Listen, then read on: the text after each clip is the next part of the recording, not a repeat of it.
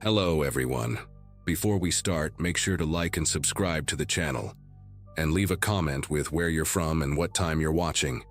That way, YouTube will keep showing you stories just like this one. Now, let's begin. My flight from Seattle had landed at JFK around noon that Saturday, and by the time I dropped my bags at the hostel in Brooklyn, I had maybe 5 hours of daylight left to explore. September in New York carried that perfect crispness in the air, the kind that makes everything feel cinematic and full of promise. I had saved for this trip since my sophomore year of college. Graduation money combined with 18 months of bartending shifts at a place back home that smelled permanently of stale beer and regret. 23 felt like the right age to finally see the city I had only known through movies and songs, and I wanted to squeeze every single moment out of those 4 days. My camera bag hung heavy across my chest, a Nikon my dad had passed down to me before he got sick, and I had promised myself I would fill every memory card with shots worth framing.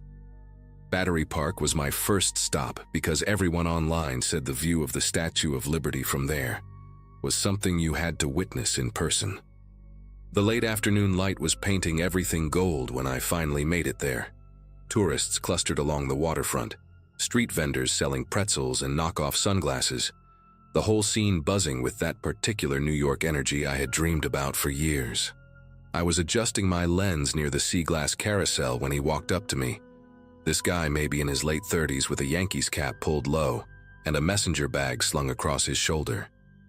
He had one of those faces that seemed instantly familiar, like someone you went to high school with, or maybe saw at your local grocery store every Sunday morning. His smile was easy, relaxed, the kind that made you want to smile back without thinking about it. He asked if I was a photographer, nodding at my camera, and I told him I was just an amateur trying to capture something special. He laughed at that, said he could always spot the serious ones by the way they handled their equipment, the way they looked at light instead of just objects. Then he leaned in a little closer, lowered his voice like he was sharing something valuable, and told me about this rooftop spot 3 blocks away that gave you a view of lower Manhattan that would make my Instagram explode. He said it was an old commercial building, nothing fancy, but real New Yorkers knew about it. Used it for engagement photos and album covers and the kind of shots that made people ask, "Where the hell did you take that?" Something about the way he described it, the specific details about the angle of the sunset, and the way the Freedom Tower lined up perfectly with the older buildings around it, made it sound legitimate. I figured this was exactly the kind of local secret I had hoped to stumble into. He introduced himself as Kevin, said he worked as a location scout for indie film productions around the city, which explained how he knew all these hidden gems. We started walking and he kept the conversation going the whole time, asking about Seattle, about what I did for work, about how long I was staying in the city. He seemed genuinely interested, laughing at my jokes, sharing little anecdotes about the neighborhoods we passed through. The streets got quieter as we moved away from the waterfront, the crowds thinning out until it was mostly just us and the occasional person walking their dog or hauling groceries up concrete steps. I noticed the buildings changing too, the shiny storefronts giving way to older structures with faded awnings and windows covered in dust. Kevin explained that this part of the financial district was mostly empty on weekends, all office workers gone home to Jersey or Long Island, which is why the rooftop stayed such a well-kept secret. He pointed ahead to a 6-story building wedged between 2 taller ones, its brick facade stained with decades of city grime, a fire escape zigzagging down its front like a metal scar. The entrance was around the side, through an alley that smelled like garbage left too long in the sun, and something else underneath, something chemical and sharp that burned the back of my throat. Kevin pulled out a key attached to a lanyard with some production company logo on it, another detail that made everything seem normal and professional. The metal door groaned when he pushed it open, revealing a lobby that looked like it had been frozen in time since maybe the 70s. All brown tiles and water-stained ceiling panels, and an elevator with an out-of-order sign taped crookedly across its doors. He apologized for the state of the place, said the building owners were in some kind of legal dispute, so maintenance had basically stopped, but promised the view from the top was worth the climb. The stairwell was worse than the lobby. Graffiti covering every available surface in layers so thick you could see where older tags had been painted over by newer ones. Names and symbols and crude drawings fighting for space on the walls. Our footsteps echoed against the concrete, bouncing off the narrow walls in a way that made it sound like more people were climbing with us. I remember thinking how strange it was that my phone had lost signal the moment we stepped inside, but Kevin was already 2 flights ahead, calling back for me to keep up, and I didn't want to seem like the paranoid tourist who couldn't handle a little urban exploration.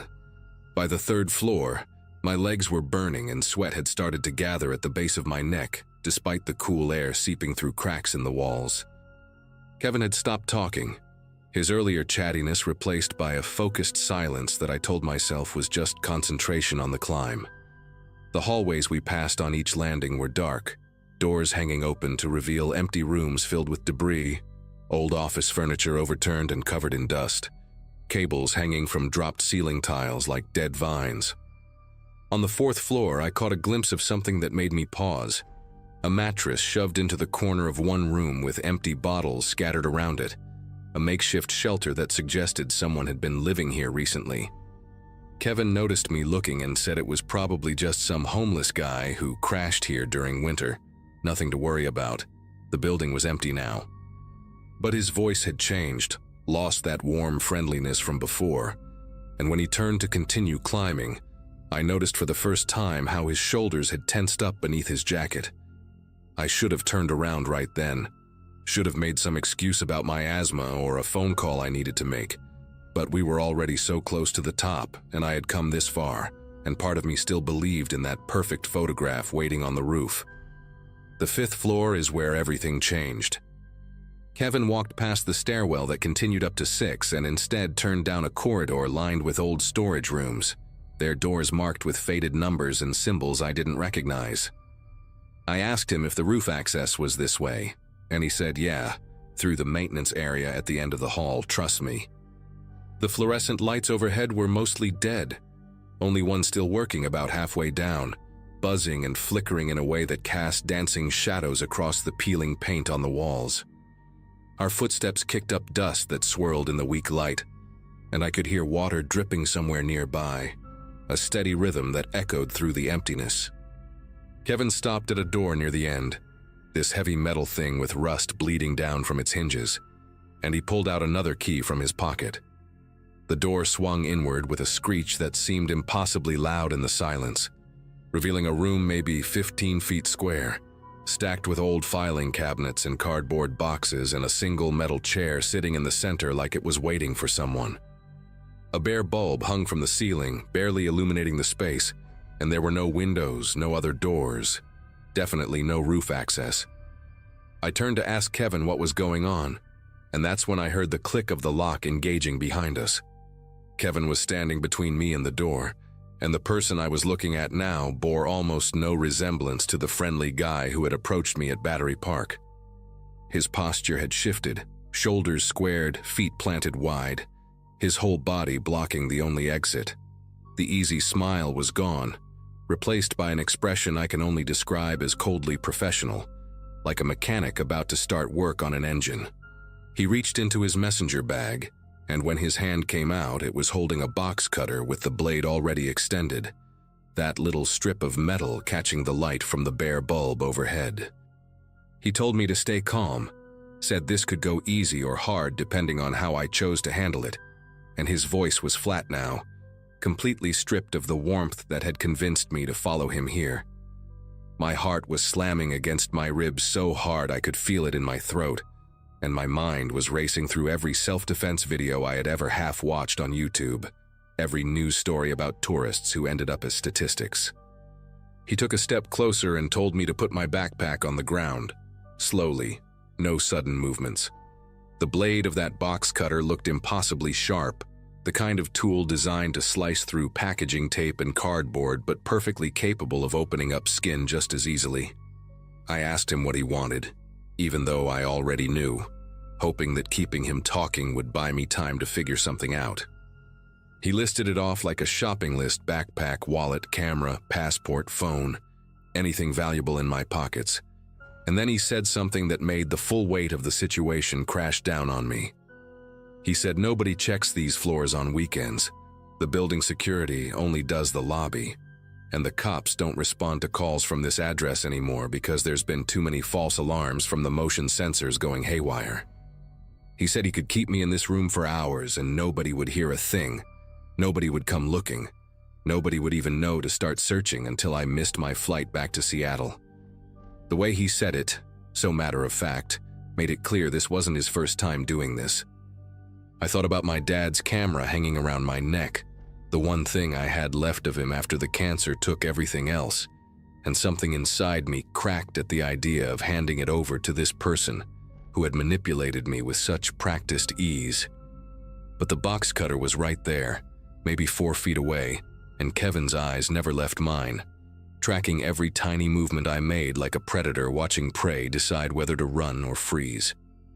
I started taking off my backpack, moving slowly like he told me, my brain working overtime to find any advantage in this situation. The room was cramped and cluttered, filing cabinets pushed against the walls, cardboard boxes stacked in uneven towers, that single metal chair sitting between us like some kind of sick joke. Kevin gestured with the box cutter for me to toss the bag toward him, and I did, watching it land at his feet with a soft thud that seemed to echo in the confined space. He kicked it behind him without looking, keeping his eyes locked on me, and then pointed the blade at my chest and told me the camera was next. My fingers were trembling as I lifted the strap over my head, and I found myself talking without really planning to, telling him about my dad, about the cancer, about how this camera was the only thing I had left of him. I don't know why I thought appealing to his humanity would work. Maybe desperation makes you stupid, but something flickered across his face for just a second, this tiny crack in that cold, professional mask. He told me to shut up and put the camera on the ground, but his voice had wavered just slightly, and in that moment I noticed something I had missed before. There was a fire extinguisher mounted on the wall behind one of the filing cabinets, half hidden by a stack of boxes, its red metal casing faded but the safety pin still visible in the handle. I lowered myself slowly, like I was about to set down the camera, and I kept talking, kept pushing on that crack I had seen in his composure. I told him my dad used to take me to Mariners games with this camera, taught me how to shoot in manual mode in our backyard, spent his last good summer driving me around the Pacific Northwest, looking for the perfect sunset. Kevin told me again to shut up, louder this time, and he took a step forward with the box cutter raised, but I could see his jaw clenching and unclenching, see the way his free hand had balled into a fist at his side. That was when I moved, not toward the door because he was blocking it, but sideways toward that filing cabinet, my shoulder slamming into the stack of boxes and sending them tumbling across the floor. Kevin lunged at me but tripped over one of the fallen boxes, cursing as he stumbled, and I grabbed the fire extinguisher off the wall with both hands, yanking the pin out in one desperate motion. The foam erupted in his face before he could recover, a thick white blast that covered his eyes and mouth and sent him reeling backward, clawing at his skin and gasping for air. The box cutter clattered to the ground somewhere in the chaos, and I didn't wait to see where it landed. I dropped the extinguisher and grabbed my backpack from the floor, slinging it over one shoulder as I fumbled with the lock on the door. My fingers felt thick and useless, slipping on the metal mechanism while behind me Kevin was coughing and spitting and making sounds that didn't even seem human.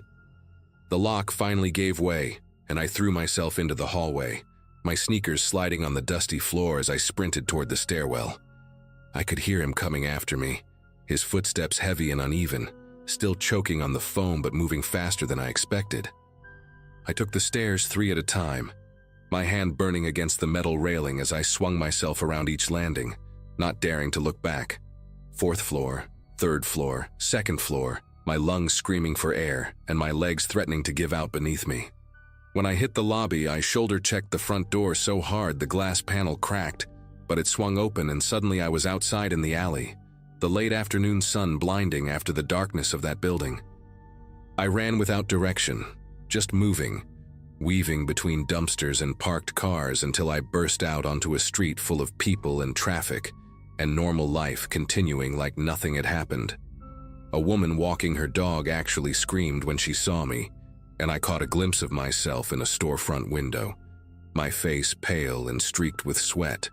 White foam from the extinguisher splattered across my shirt, my eyes wild with something that looked a lot like madness.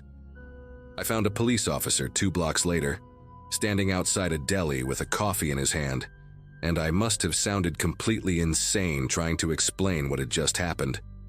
But he called it in, and within 20 minutes there were 4 more cops, and I was sitting in the back of a patrol car with a blanket around my shoulders, even though I wasn't cold. They searched the building, but Kevin was gone, slipped out through some back exit or fire escape, vanished into the city like he had never existed. My camera was still around my neck, my passport still in my backpack, everything I had nearly lost still with me. The cops told me I was lucky, said they had seen this scam before. Tourists lured into abandoned buildings and robbed at knife point, sometimes worse. They said most victims just handed everything over because fighting back usually ended badly, and I should consider myself fortunate that my stupid, desperate move with the fire extinguisher had actually worked. I spent the rest of my trip in a daze, jumping at every stranger who made eye contact, unable to shake the memory of Kevin's flat voice telling me nobody would hear, nobody would come. I still have my dad's camera, still use it almost every day, but I have never gone back to New York. Some cities just hold too many ghosts, even the ones that are still breathing.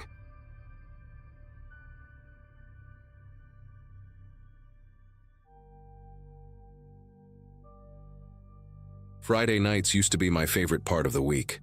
After spending 5 years climbing the ladder at a marketing firm in Midtown, those late drives home through Manhattan became my decompression ritual. My name is Corinne, and in November of 2022, a few weeks before my class reunion from graduating high school in 2005, I experienced something that rewired the way I move through this city forever. I had just wrapped up a client dinner near Columbus Circle that ran way too long, and by 11:30, I was exhausted and ready to collapse into my apartment up in Washington Heights.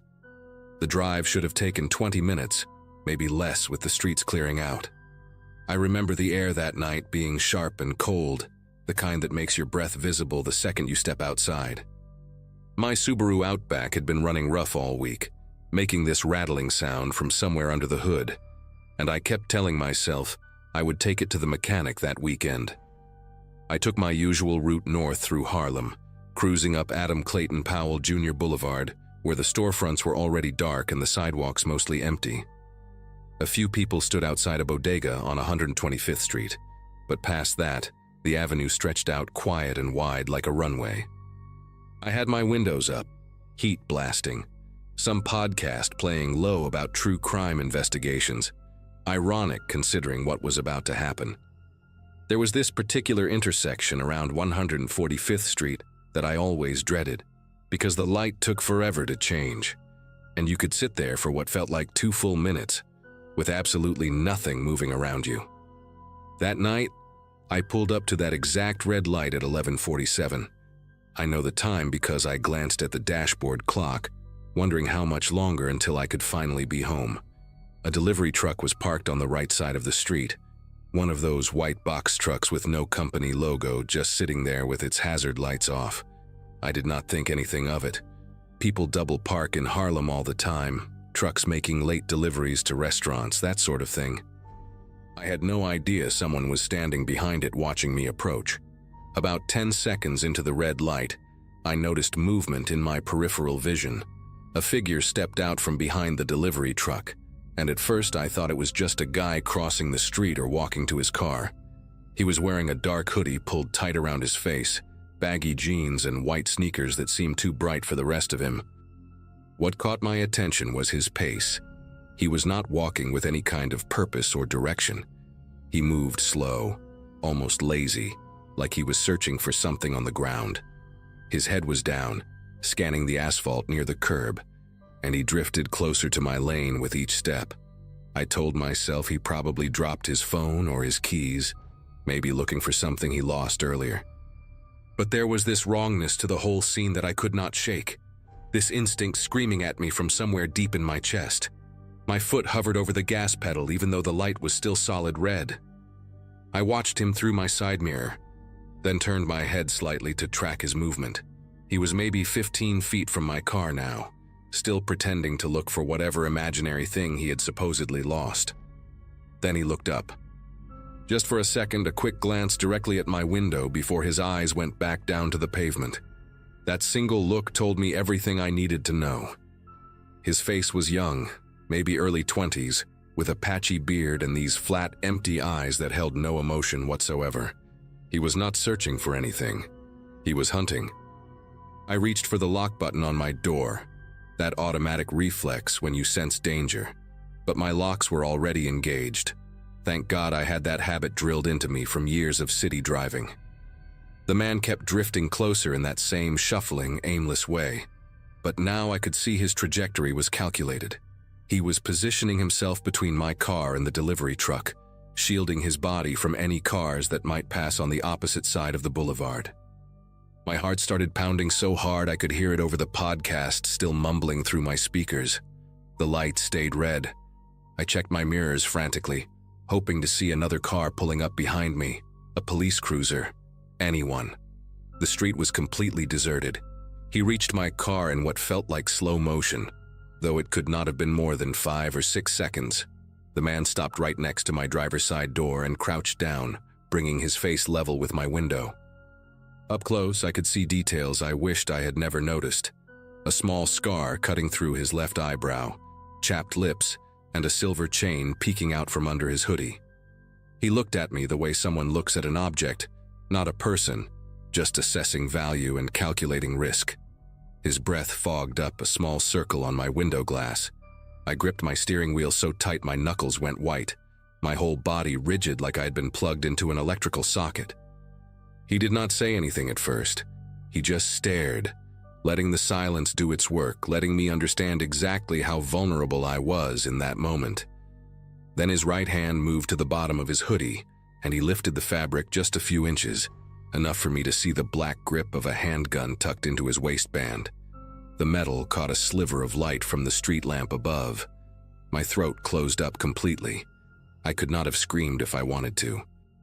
He tapped the barrel of the gun against my window, 2 soft knocks that somehow sounded louder than anything I had ever heard.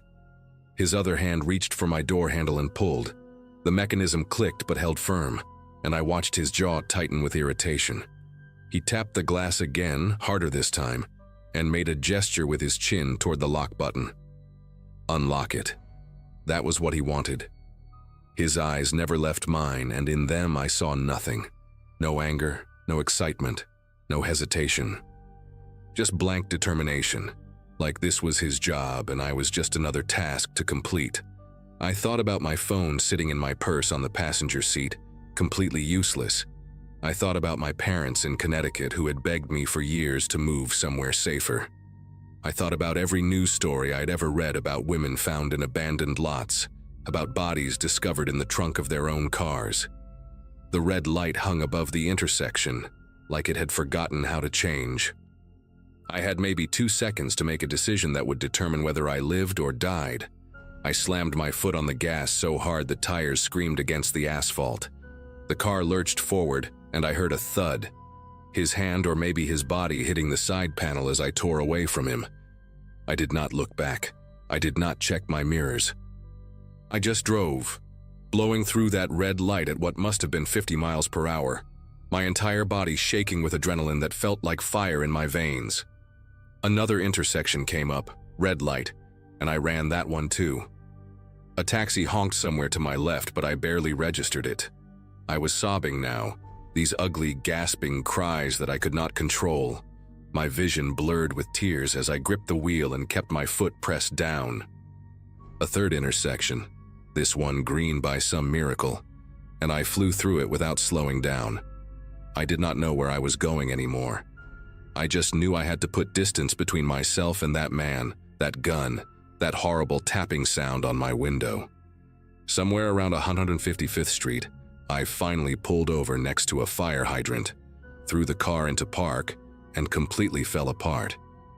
I sat there for what must have been 10 minutes, crying so hard I could barely breathe, my whole body trembling like I had been dropped into freezing water. Every few seconds I would whip my head around to check if anyone was approaching, if somehow he had followed me, if another figure was lurking between the parked cars lining the street. My hands fumbled with my phone, dropping it twice before I managed to dial 911.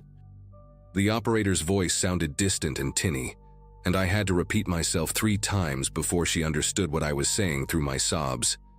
She told me to stay in my vehicle with the doors locked, that officers were being dispatched to my location. I remember staring at a crack in my windshield, a tiny chip I had been meaning to fix for months, and focusing on it like it was the only real thing in the world. The minutes stretched out impossibly long. I kept seeing his face in my mind, those flat, dead eyes, the way he had looked at me like I was already gone.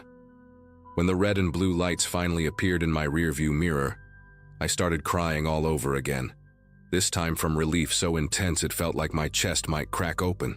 2 officers approached my car, a woman named Ortega and her partner, a tall guy with a shaved head whose name I never caught. Officer Ortega had me step out of the vehicle and sit in the back of their cruiser while I gave my statement. I described everything: the delivery truck, the man's hoodie and white sneakers, the scar through his eyebrow, the gun tucked into his waistband.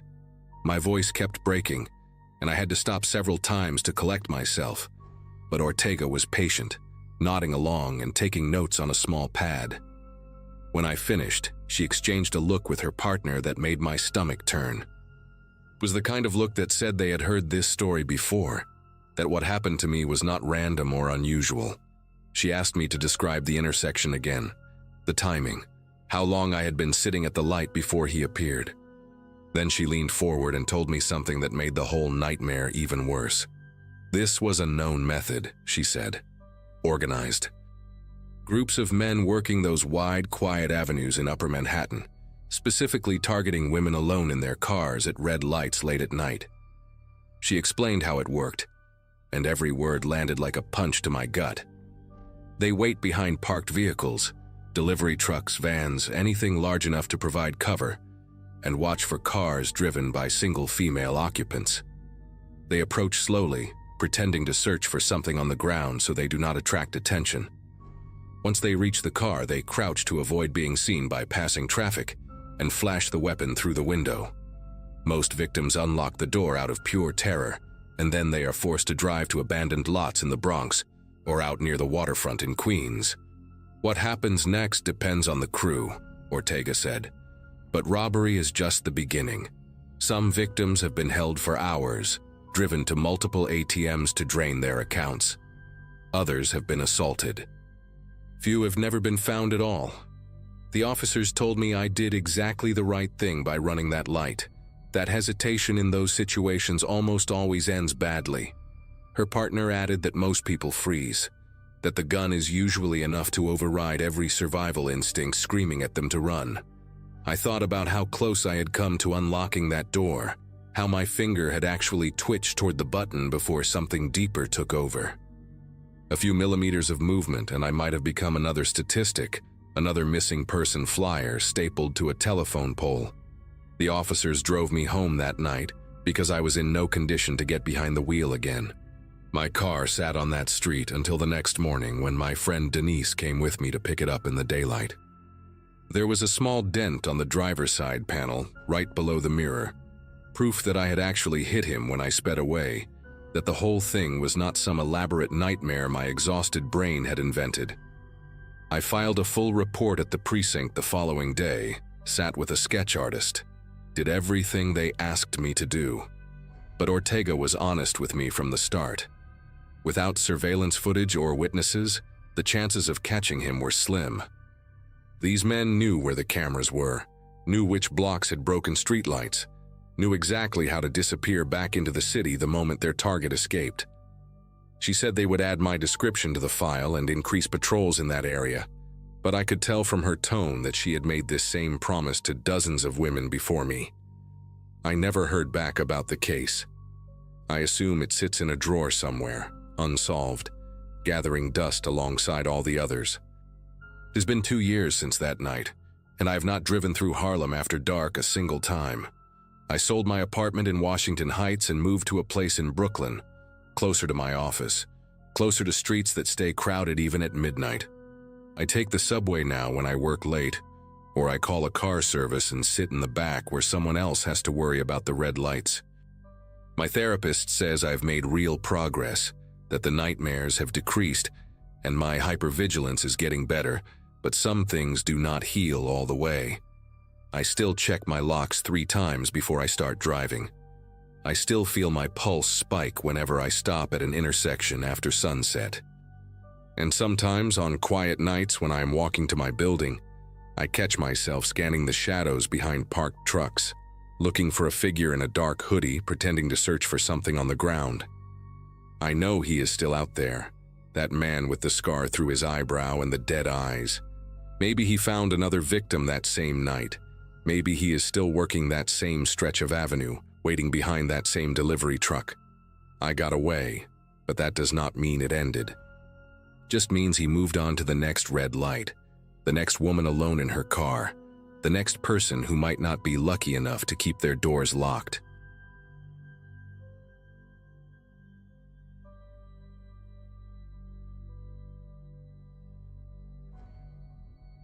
"11 years out of college and I was still pulling late shifts at a publishing house in Manhattan, proofreading manuscripts that nobody would probably ever read. My mom liked to remind me during our Sunday calls that her friend's son, same graduation year as me, had already made partner at some law firm in Boston. That particular night, a Wednesday in early March 2024, I had stayed until almost midnight fixing a disaster of a memoir from some retired CEO who thought commas were optional. The office had emptied out hours ago, and the cleaning crew was already vacuuming the hallways when I finally grabbed my bag and headed for the subway. I lived in Astoria, which meant catching the N train from Midtown and riding it about 40 minutes to get home. Usually I would scroll through my phone or read something on my Kindle, but that night I remember feeling completely drained, the kind of tired where your eyes burn and your thoughts move through mud. The platform at 49th Street was almost deserted when I got there. Just a couple of drunk guys in suits laughing too loud near the stairs, and an old woman clutching a grocery bag like someone might snatch it. When the train finally rolled in around 12:15, I walked toward the middle cars out of habit, looking through the windows for a seat where I could stretch out. Most of the cars had at least a few passengers scattered around, someone sleeping across 3 seats, a guy with headphones nodding to music, a woman typing furiously on a laptop. But the second-to-last car caught my attention because it was nearly empty. Just one other person, a man sitting in the corner seat closest to the doors that connected to the next car. He was wearing a dark green jacket, the puffy kind that construction workers wear in winter, and a black baseball cap pulled low. I stepped inside and the doors closed behind me with that familiar chime. The car smelled like stale coffee and something metallic, maybe from the heating system working overtime against the cold outside. I picked a seat about halfway down, across the aisle and several rows up from the man in the corner. Told myself it was better than being packed in with strangers, better than standing and holding onto a greasy pole for 40 minutes. I pulled out my phone and opened some article I had saved earlier, something about a documentary I wanted to watch. The train lurched forward and began its crawl through the tunnel, and I settled into that familiar rhythm of the tracks beneath us, the slight sway of the car, the fluorescent lights buzzing overhead. We stopped at Times Square and a couple of teenagers got on, laughing about something on one of their phones, but they walked through to the next car almost immediately. I glanced up just long enough to watch them go, then went back to my article. The man in the corner had not moved at all. Not to check his phone, not to adjust his position, not even to look around when the kids passed through. He just sat there with his hands resting on his thighs, face angled slightly downward so the brim of his cap hid most of his features. I remember thinking it was a little strange, the way some people can sit so completely still, like they have turned off some internal motor that keeps the rest of us fidgeting and shifting. But I did not think much beyond that. People are weird on the subway. You learn to ignore a lot when you ride it every day for years.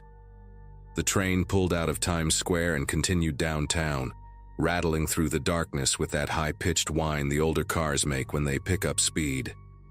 At Herald Square, the doors opened and I heard footsteps somewhere behind me. When I looked up, the man in the green jacket was walking toward the connecting door at the back of the car, the one that led to the last car in the train. He pushed through it and disappeared, letting the heavy door slam shut behind him. I felt a small wave of relief wash over me, the kind you do not even realize you are waiting for until it arrives. Now I had the whole car to myself. I stretched my legs out into the aisle and let my head fall back against the seat, closing my eyes for just a moment. The next few stops blurred together. 23rd Street, 14th Street, 8th Street. And I must have dozed off somewhere in there, because when I opened my eyes again, we were pulling into Canal Street, and my phone had slipped down between my leg and the seat. I fished it out and checked the time. Almost 12:45. A few more stops and I would be transferring to get home. That was when I heard the connecting door open again, the metallic screech of its hinges cutting through the quiet car. I turned my head and saw the green jacket first, then the black cap, then the slow, deliberate walk down the aisle toward me. The man had come back. He was not rushing, not looking around nervously like someone who had forgotten something in their seat. He moved with this calm purpose that made my chest tighten for reasons I could not quite name. There were dozens of empty seats in that car, rows and rows of orange plastic with nobody in them, and yet he walked past all of them. He stopped right in front of me and sat down in the seat directly across the aisle, maybe 3 feet away at most, close enough that I could smell cigarette smoke trapped in the fabric of his jacket, close enough that I could see a small scar running through his left eyebrow. He did not look at me right away. He just settled into the seat and placed his hands on his knees the same way he had before, palms down, fingers slightly spread. I pulled my legs back from the aisle and sat up straighter, trying to convince myself this was nothing, just a strange guy who wanted to sit near the door for his stop. But my heart was beating faster now and I could feel sweat starting to prick at the back of my neck despite the cold air blowing through the vents above us. The train left Canal Street and plunged into the tunnel that runs under the East River toward Brooklyn. This stretch always feels longer than it should, maybe 5 or 6 minutes of nothing but darkness outside the windows and the roar of the tracks echoing off the tunnel walls. I stared at my phone screen without really seeing it, hyper-aware of every small movement from the man across from me. He had lifted his head now and was watching me openly, not even pretending to look at something else. His eyes were pale, grayish blue, and there was something patient in them, something that reminded me of the way a cat watches a bird through a window. I wanted to say something, ask him what his problem was, tell him to back off, but my throat felt tight and the words would not come. Instead, I just sat there, gripping my phone like it was some kind of shield, watching him from the corner of my eye while the train screamed through the darkness. Nobody else in the car. Nobody coming through from the other cars. Just me and this stranger and the river somewhere above us, pressing down with all that black water.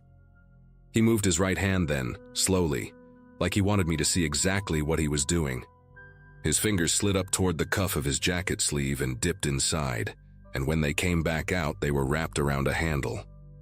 The blade was maybe 4 inches long, the kind of utility knife you can buy at any hardware store, with a worn black grip and a tip that caught the fluorescent light as he angled it toward me. He did not point it at my face or wave it around like some movie villain. He just held it low, resting against his thigh, letting me understand what it was and what it meant. My whole body went rigid. Every muscle locked up at once and I could hear my own breathing coming fast and shallow, could feel my pulse slamming in my ears like a drum. The man tilted his head slightly and spoke for the first time, his voice quiet and flat, barely louder than the noise of the train. He said 4 words that I will never forget as long as I live. He said, "Do not move yet." The word yet hung in the air between us, heavy with promise, and I understood with perfect clarity that this man had done this before. This was not random. This was not impulsive. He had picked this car, picked this moment, picked me. I tried to think through the panic, tried to remember all those articles I had read about what to do if you get mugged, but my mind was just static and noise. The train was still moving, still hurtling through that endless tunnel, and there was nowhere to go. I thought about screaming, but who would hear me? The next car might as well have been a mile away. I thought about running for the connecting door, but he was closer to it than I was, and he had a knife. And what if he was faster? The man seemed to read my thoughts because he smiled, just a small curl at the corner of his mouth, and shook his head slightly. "Cameras in this car have been busted for weeks," he said, still in that same flat tone. "Checked last night. Checked again tonight before you got on. Nobody is going to see anything." He said it like he was explaining directions to a tourist, patient and matter-of-fact. I felt something cold spreading through my chest, this terrible understanding that I had walked into something planned, something methodical. The train began to slow, and I could see lights appearing in the tunnel ahead, the glow of the next station pushing back against the darkness. For a split second, I thought this was my chance. The doors would open, people might get on. I could yell for help or just bolt onto the platform and run. But as the train pulled into the station, I saw through the window that the platform was almost empty. One woman far down at the other end, walking toward the exit stairs with her back to us.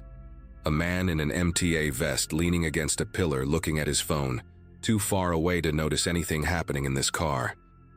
The stranger stood up before the train had even fully stopped, moving to position himself between me and the doors. He did it casually, like he was just getting ready to exit. But his body blocked the entire path. The knife had disappeared back into his sleeve, but I knew it was still there. Knew his hand was wrapped around it inside that puffy green jacket. The doors slid open with a hiss, and cold air rushed in from the platform, carrying the smell of concrete and old garbage. He looked at me and nodded toward the opening. "You first," he said quietly. "Walk normal. Go left toward the end of the platform where it gets dark. We are going to have a conversation about what is in your bag and your pockets." His voice was still calm, still patient, like a teacher giving instructions to a slow student. I stood up on legs that felt like they belonged to someone else. My bag was hanging from my shoulder, and I remember thinking about my laptop inside, about my wallet with maybe $60 and my credit cards, about my phone still clutched in my sweaty hand. None of it mattered. None of it was worth dying for. But something else was screaming in the back of my mind, some animal instinct that was telling me not to go with him, not to walk into that dark corner of the platform where nobody could see us. I had read stories about this, about people who cooperated with muggers and still ended up hurt, still ended up dead in some alley or stairwell because the criminal did not want to leave a witness. The man was watching me carefully, reading my hesitation, and I saw his jaw tighten just slightly. "Do not make this complicated," he said. And there was something harder in his voice now, an edge that had not been there before. The doors were still open, but I could hear the chime that meant they were about to close. I had maybe 5 seconds to decide what to do, 5 seconds to choose between walking into the dark with a man who had a knife or doing something desperate and stupid that might get me killed even faster. I did not make a conscious decision. My body just moved before my brain could catch up, some survival circuit overriding everything else. Instead of stepping onto the platform, I turned and ran toward the back of the car, toward the connecting door that led to the last car of the train. I heard him swear behind me, heard his footsteps slapping against the floor as he came after me, but I had a few seconds of head start and pure terror pushing me forward. I slammed into the connecting door and shoved it open, stumbling into the next car just as the closing chime sounded again. This car had people in it, maybe 5 or 6 passengers scattered around, a couple of them looking up at me with confused expressions as I came crashing through like a lunatic. I did not stop. I kept running toward the front of the car, toward where more people were, and I was yelling now, yelling that there was a man with a knife, that someone needed to call the police. Behind me, I heard the connecting door bang open and then immediately slam shut again. When I finally turned around, gasping for air, my chest burning, I saw him through the window of the door. He was standing in the empty car I had just fled, staring at me with those pale eyes. And then he turned and walked quickly toward the platform doors just as they were closing. He slipped through the gap at the last possible second and disappeared into the station. The train pulled away and I collapsed into the nearest seat, shaking so hard I could barely hold onto the pole beside me. A woman sitting across from me asked if I was okay, her face tight with concern, and I could barely get the words out to explain what had happened. Someone called 911, and the train held at the next station while transit police came on board to take my statement. I described him as best I could: the green jacket, the black cap, the scar through his eyebrow, those grayish-blue eyes that had watched me like I was already a victim. They told me I had done the right thing by running, that going with him to an isolated area would have been far more dangerous than anything that could have happened in that moment. They also told me that there had been a string of similar incidents on late-night trains over the past few months, always targeting solo passengers in cars with broken camera systems, always trying to get them off onto empty platforms. They never caught him, at least not as far as I know. I still take the subway sometimes, but never that late anymore, and never in an empty car, no matter how tired I am. Some nights I still dream about those pale eyes watching me through the connecting door window, patient and calm, like he was just waiting for another chance.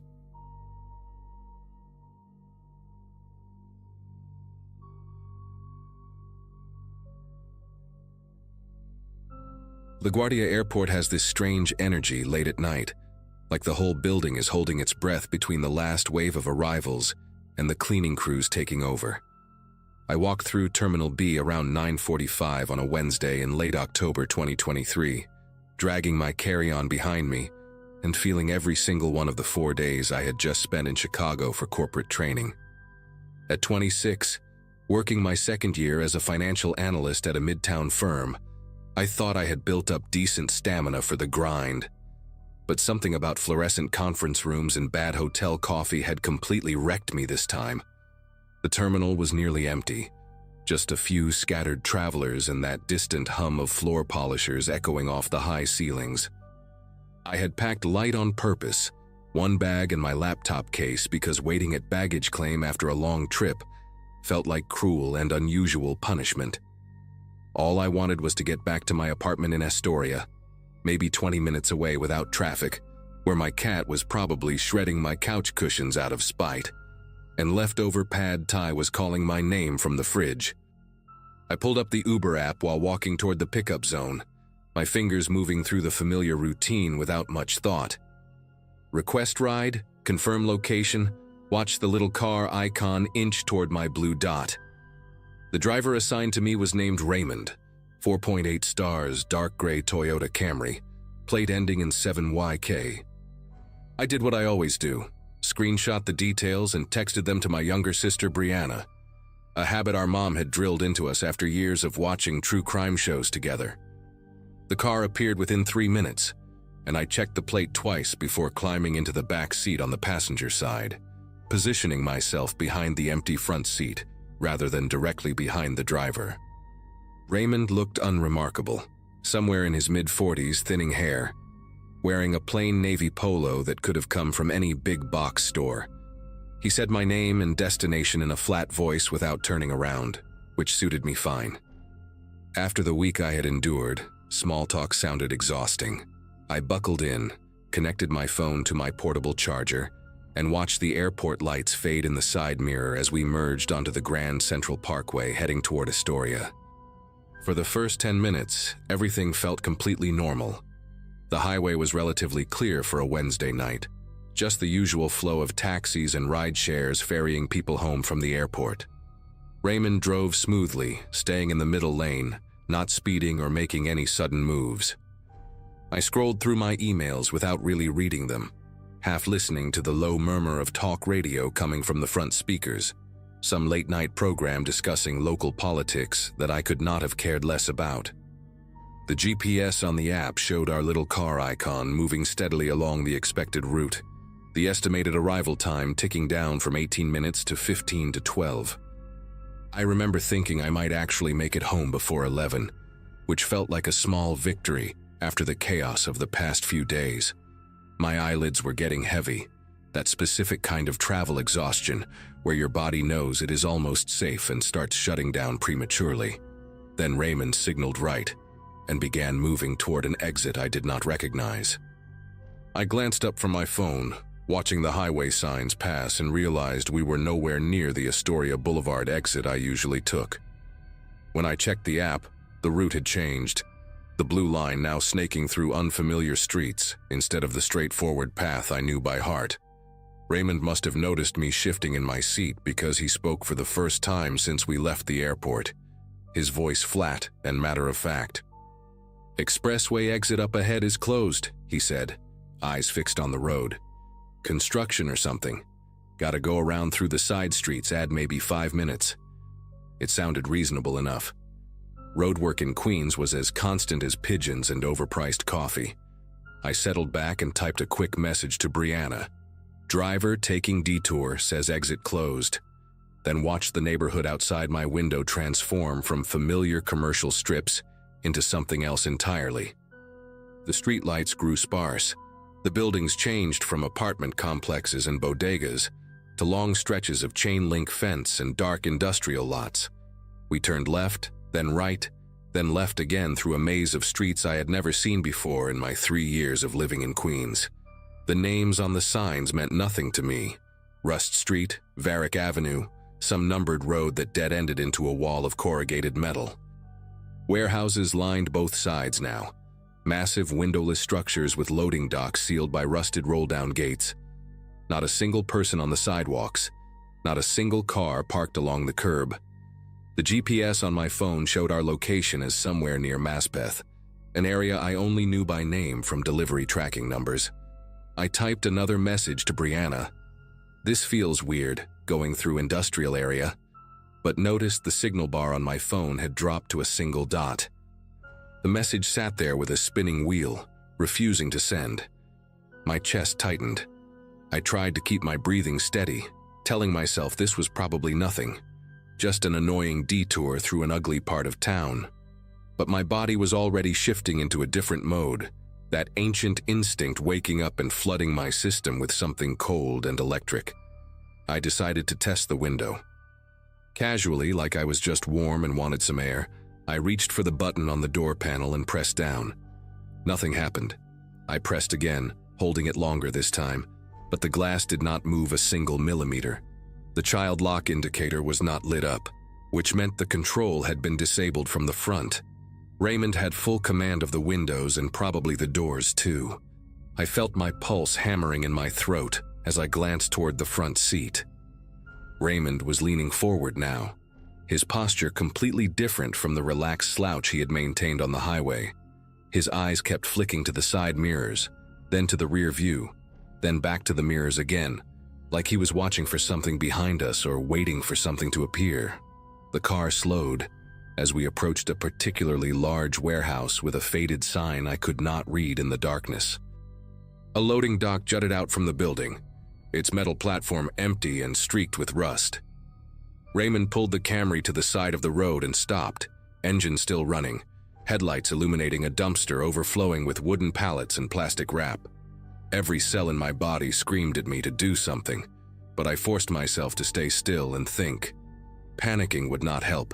Screaming would not help. We were in the middle of nowhere, surrounded by empty buildings and silence so thick I could hear the engine ticking. Raymond had not said a word since his explanation about the closed exit, and now he sat motionless, hands still on the wheel, staring at the side mirror like a man waiting for a bus. I watched his reflection in the rear view and noticed his jaw was clenched tight, a vein visible on his temple even in the dim glow of the dashboard lights. He checked his phone, a quick glance down at the screen, then back to the mirror. I understood then with horrible clarity that he was not lost. He was not confused. He was waiting for someone, and that someone was supposed to meet us here, at this specific loading dock, on this dead-end street where no one would hear anything. My mind raced through options. The doors were almost certainly locked. The windows would not budge. I could try to climb into the front seat and fight him, but he was bigger than me and I had no weapon. I could scream, but there was no one around to hear. Then I remembered the emergency feature in the Uber app. I had never used it before, never even tested it, but I knew it existed somewhere in the menu. A panic button that would alert authorities and share your location. Moving as slowly as I could manage, I tilted my phone screen away from any possible reflection and opened the app. My hands were trembling so badly that I almost dropped the device twice. The safety icon was in the bottom corner, a small shield symbol I had scrolled past 100 times without really seeing it. I tapped it, then tapped Emergency Help, then selected the option to contact 911. The app asked if I wanted to share my trip details with emergency services. I pressed yes. And then, I had not expected this, had not known the app would do this. My phone spoke out loud in a clear, robotic female voice. Emergency assistance has been contacted.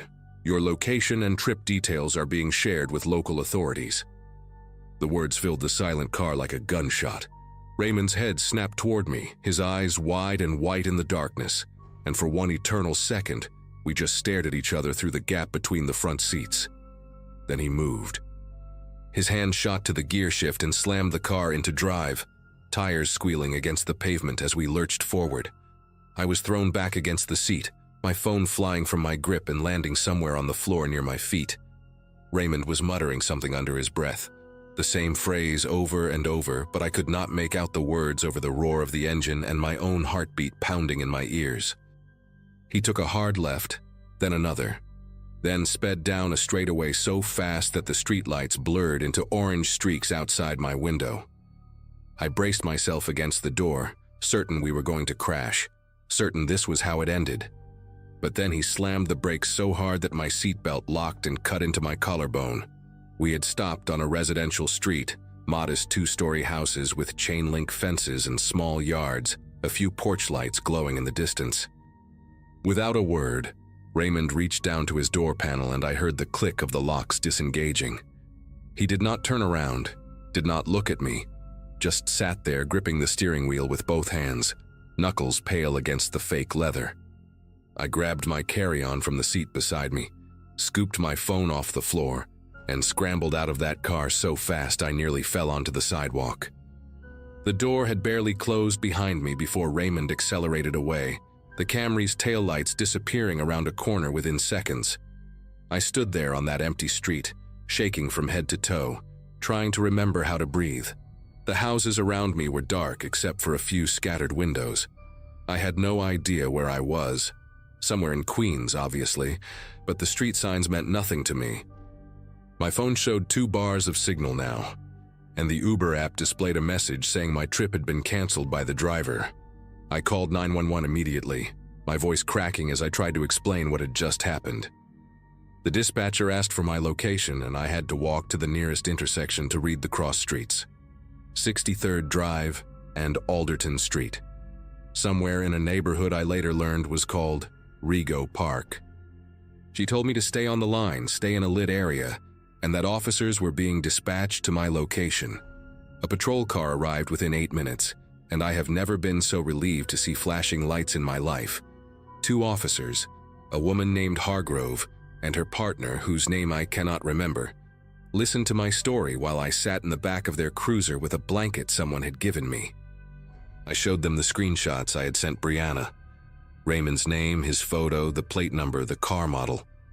Officer Hargrove's expression changed when I mentioned the warehouse area near Maspeth, her eyes meeting her partner's in a way that made my stomach clench. She asked me to describe the exact route as best I could remember, the street names I had seen, the specific loading dock where we had stopped. I told her everything, including the detail about Raymond checking his mirrors like he was waiting for someone. She nodded slowly, wrote something in her notebook, and then said something that made the hair on my arms stand up. "You're not the first person to report something like this." She explained that, over the past 3 months, at least 4 other women had filed complaints about rideshare drivers taking unexpected detours through that same industrial corridor near Maspeth. All of them had been picked up from LaGuardia or JFK late at night. All of them described being taken through a maze of empty warehouse streets. All of them reported that the drivers had disabled the window controls. The difference, Hargrove told me, was that I was the only one who had triggered the emergency alert. The other women had either talked their way out, pretended to be on the phone with someone, or simply gotten lucky when the driver changed his mind for reasons they never understood. One woman had been dropped off miles from her destination and told to find another ride. Another had noticed a second car following them before the driver suddenly returned to the main road. The police were investigating whether these incidents were connected, whether there was a coordinated operation using the rideshare platform to identify and isolate potential victims. They could not tell me more than that, could not say what exactly was supposed to happen at that loading dock, but the implication was clear enough.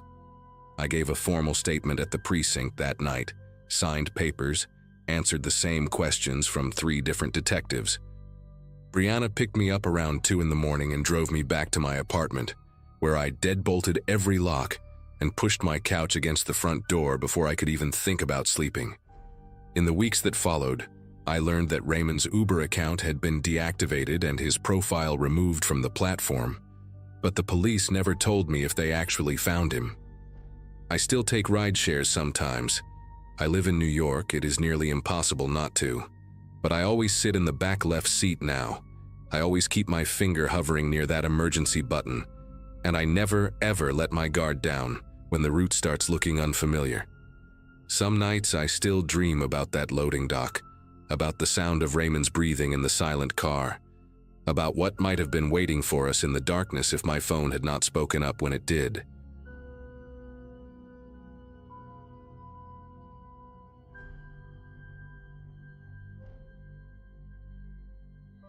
My roommate Chloe always joked that I would marry my job before I ever married a man.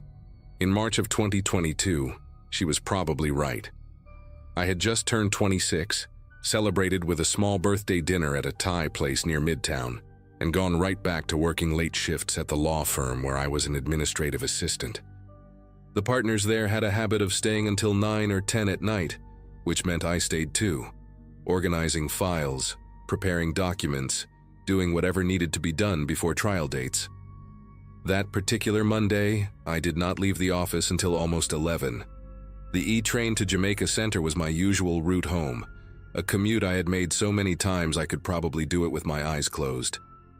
I lived in a small apartment about 15 minutes on foot from the station, in a neighborhood that was quiet, but never felt dangerous. Queens had been my home since graduating college, and I thought I knew its rhythms, its patterns, the way it breathed at different hours of the night. The train car was nearly empty when we pulled into Jamaica Center just after midnight. I checked my phone, 12:07, a text from Chloe asking if I wanted leftover pasta, and stood up as the doors slid open. The platform had that hollow quality that subway stations get when the crowds disappear. All fluorescent lights and echoing tile and the distant hum of ventilation systems. I walked toward the staircase at the far end, the only exit on that side of the platform. The escalator next to it had been out of service for what seemed like forever, a faded sign taped across the bottom step that nobody bothered to replace.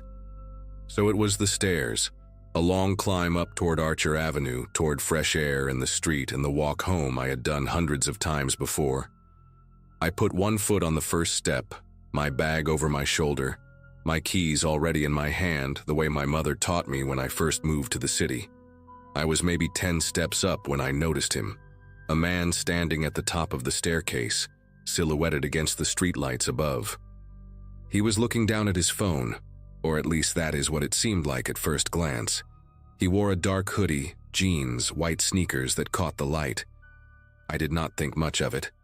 People wait at the top of subway stairs all the time, checking directions, texting someone, killing a few seconds before heading down to catch a train. But something about the way he stood made me slow my pace just slightly. He was not moving, not scrolling, just holding the phone in front of his face like a prop, like something to do with his hands. I told myself I was being paranoid, that working late and being tired was making me see threats where there were none. I kept climbing, but I noticed my grip tighten around my keys, the metal edges pressing into my palm. When I slowed down, he slowed down too. That was the moment my brain started sending signals that my body had already received. He shifted his weight from one foot to the other, adjusted his position just enough to stay centered at the top of the stairs. I stopped completely for a second, pretending to check my own phone, and I watched him through my peripheral vision. He did not descend, he did not leave. He just stood there, angling his shoulders in a way that would make it difficult to pass him on either side. The staircase was wide enough for maybe 3 people across, but he had positioned himself right in the middle, blocking the path to the street. My heart started beating faster, a dull thud in my ears that mixed with the silence of the empty station below me. I thought about turning around, going back down to the platform, but when I glanced behind me, I saw why that was no longer an option. Another man was climbing the stairs behind me.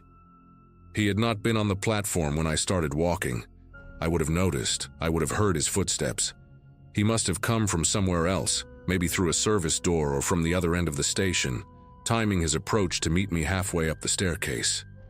He was bigger than the one at the top, broader in the shoulders, wearing a baseball cap pulled low over his forehead. He was not pretending to be casual. He was moving with purpose, taking the steps 2 at a time, closing the distance between us faster than I could process what was happening. The space between him and me shrank from 20 feet to 15 to 10. I could hear his breathing now, heavy and deliberate, and I realized with a sickening clarity that I was trapped. Above me, a man blocking the exit. Below me, another one coming up fast. And somewhere beyond the top of those stairs, I heard the low rumble of a car engine idling. I did what any person does when their brain finally catches up to danger. I calculated my odds in a split second.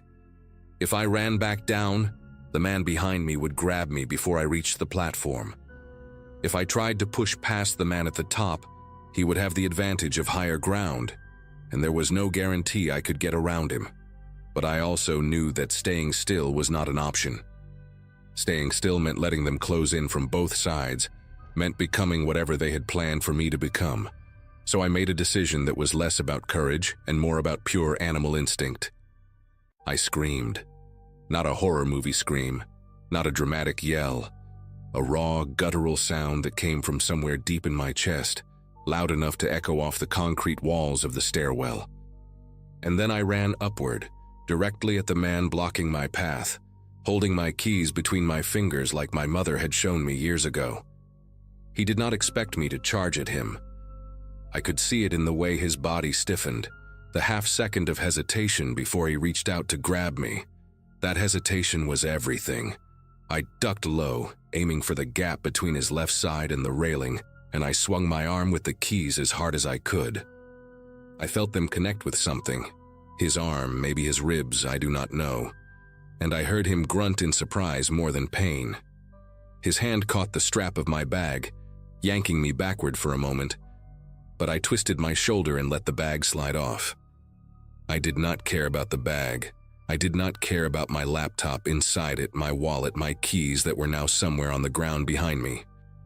I cared about the street, about the lights I could see just beyond the top of the stairs, about the fact that if I could just get past him, I might have a chance. I broke through. My foot hit the sidewalk and I stumbled forward, nearly falling, catching myself on a parking meter that materialized out of nowhere in front of me. The cold metal against my palms felt like the most real thing I had ever touched. But I was not safe yet. I knew that. I turned my head just enough to see the car they had waiting. A dark sedan, maybe a Nissan or a Toyota, parked right at the curb with its engine running and the back door hanging open like a mouth. The man from the top of the stairs was coming after me, and I could hear the footsteps of the second one reaching street level. They were not running. Not yet. They were walking fast, confident, like they had done this before and knew that panic would make me freeze. But I did not freeze. I saw the lights of a deli about 50 feet down the block, one of those 24-hour bodegas with the green awning and the lotto signs in the window, and I ran toward it like my life depended on it. Because it did. The door had one of those bells that jingle when you push it open, and I have never been so grateful for such a small, stupid sound in my entire life. I burst inside, nearly knocking over a display of chips near the entrance, and the man behind the counter looked up with wide eyes. He was older, maybe in his 60s, with gray hair and a mustache and a Mets cap that looked like it had been worn every day for a decade. I could not speak at first. My lungs were burning, my throat raw from the scream I had let out on the stairs. I just pointed toward the door, toward the street, trying to make him understand that something was wrong, that someone was coming. He did not ask questions. He came around the counter faster than I would have expected for a man his age, and he locked the front door with a deadbolt that made a heavy, satisfying click. Then he pulled out his phone and dialed 911 while I stood there shaking, watching the street through the glass. The two men did not come to the door. I saw them stop about 20 feet from the deli, standing under a broken streetlight that flickered on and off, like it could not decide whether to work. They looked at each other, then at the bodega, then back at the car that was still idling by the subway entrance.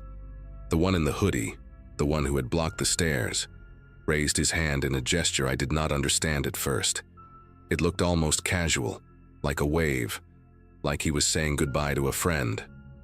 Then they turned and walked back toward the sedan, unhurried, unbothered, as if the whole thing had been nothing more than a minor inconvenience.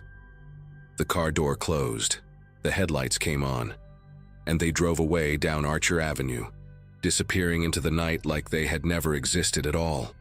I watched until the taillights were gone, until the street was empty again, until the only sound was my own breathing and the hum of the refrigerator case behind me.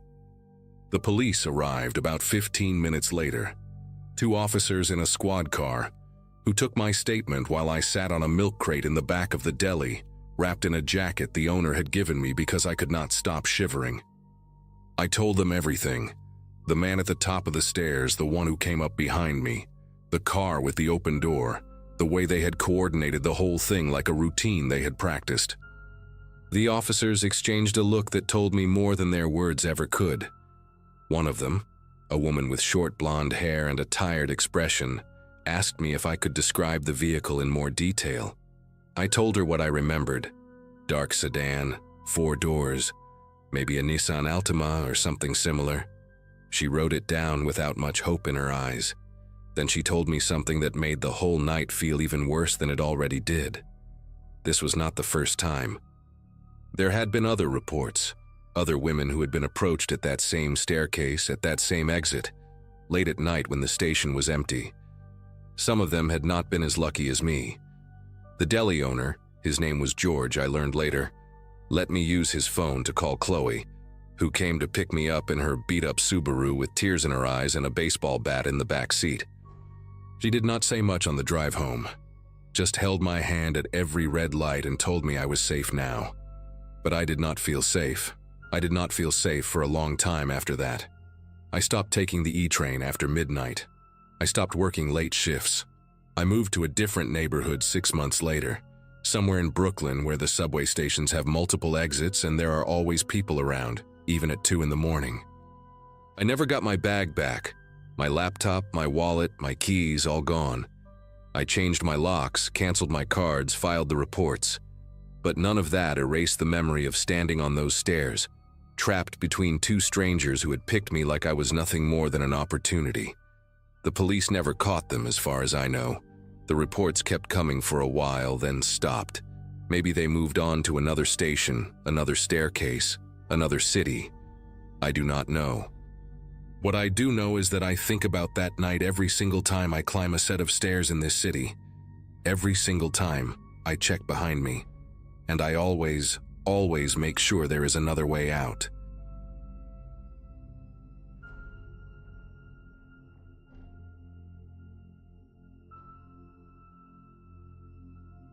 Anyone who lives in New York long enough develops a false sense of ownership over certain places. For me, it was Central Park. Specifically that stretch near the Ramble where the trees get thick and the city noise fades into something almost rural. My sister graduated from nursing school in 2014, which puts into perspective how long I had been walking those paths, camera in hand, chasing the perfect shot of the skyline bleeding orange and pink behind the tree line. Photography was my escape from the grind of working as a paralegal at a midtown firm. spending my days buried in documents that meant nothing to me. That Wednesday in early October, the air had that crisp bite to it, the kind that makes you feel alive and grateful to be outside. I left the office around 5:30, earlier than usual because my boss was out sick, and I figured I had maybe an hour of good light left. The plan was simple.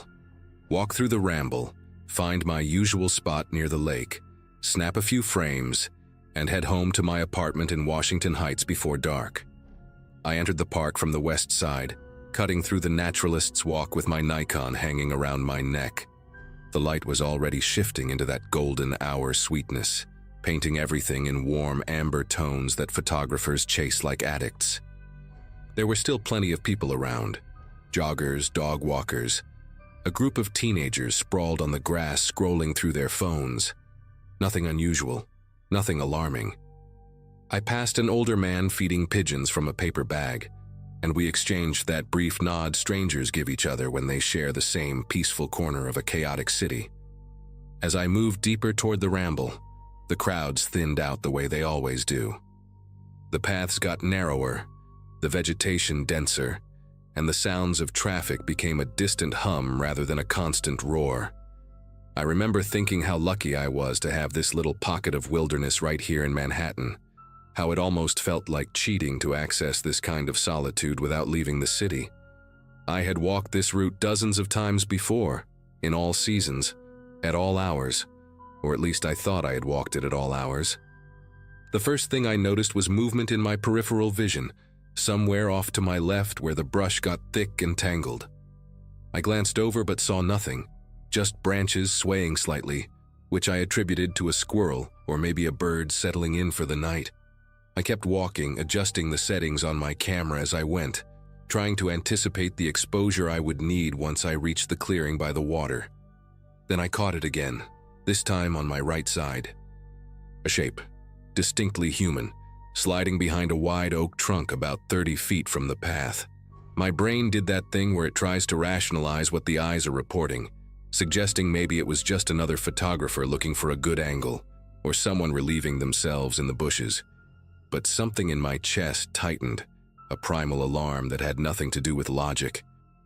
I picked up my pace slightly, not wanting to seem paranoid, but also not wanting to ignore what my gut was screaming. The path curved ahead, and I told myself that once I rounded that bend, I would be closer to the lake where there would certainly be other people enjoying the sunset. When I made it around the curve, I stopped pretending everything was normal. There were 3 of them now, 3 distinct silhouettes positioned in a loose triangle formation, 2 behind me and 1 ahead, all of them partially obscured by trees but clearly tracking my movement. Every time I took a step, they took a step. When I paused, they paused. It was coordinated in a way that made my throat go dry because coordination meant planning, and planning meant intent. The one ahead of me was the largest, a broad-shouldered figure wearing a dark hoodie pulled up despite the mild temperature. I could not make out his face in the fading light, just the shape of him blocking the path like a toll collector waiting for payment. My mind raced through options. Call 911, but by the time anyone arrived, it would be too late. Scream for help, but the nearest visible person was probably a quarter mile behind me. Run, but run where? The 2 behind me had already started closing the gap, their footsteps crunching on dry leaves with a deliberate, unhurried rhythm. They knew exactly what they were doing. They had done this before. I made the decision to turn back, figuring my chances were better, trying to push past 2 of them rather than walking straight into the big one waiting ahead. But the moment I pivoted on my heel, the guy in front moved with surprising speed, closing the distance between us in seconds and stepping directly onto the path behind me. Now all 3 were on the same side, forming a wall between me and the way I had come. Up close, I could see more details. The leader was maybe mid-20s with a thin scar running through his left eyebrow and eyes that looked through me like I was already just a wallet and a watch. The 2 flanking him were younger, teenagers probably, one of them fidgeting with something in his jacket pocket in a way that made me very aware of how soft and vulnerable the human body really is. Nobody said anything for a long moment. We just stood there in the dimming light, the silence broken only by distant traffic and the rustle of leaves overhead. Then the scarred one spoke, his voice flat and businesslike, almost bored. "Empty your pockets. Phone, wallet, watch, camera. Put it all on the ground and walk away. Do that, and this stays easy." My hands moved toward my pockets on instinct, survival mode kicking in, but something made me hesitate when my fingers touched my camera strap. That Nikon was not just a piece of equipment. I had saved for 2 years to buy it, skipping lunches and picking up freelance gigs on weekends, and it held 3 months of work that I had not backed up yet. A stupid thing to care about when 3 strangers are circling you in a darkening park, but the brain does not always prioritize correctly under pressure. I pulled out my wallet and tossed it on the ground, hoping that would be enough. "Take it," I said, hearing the tremor in my own voice. "There is about $60 in there. Take the cards too. I will not cancel them for an hour. Just let me keep the camera." The scarred one did not even look at the wallet on the ground. He kept his eyes locked on mine, and I watched his expression shift from boredom to something harder, something that enjoyed being challenged. "That was not a negotiation," he said. One of the younger ones moved behind me, and before I could react, I felt a hard shove between my shoulder blades that sent me stumbling forward onto my knees, gravel biting into my palms as I caught myself. The camera swung forward and hit the ground with a sickening crack, and I heard one of them laugh, a short, ugly sound that had no humor in it. Before I could get up, hands grabbed the back of my jacket collar and started dragging me off the path, toward the denser tree line where the shadows had already pooled into something close to night.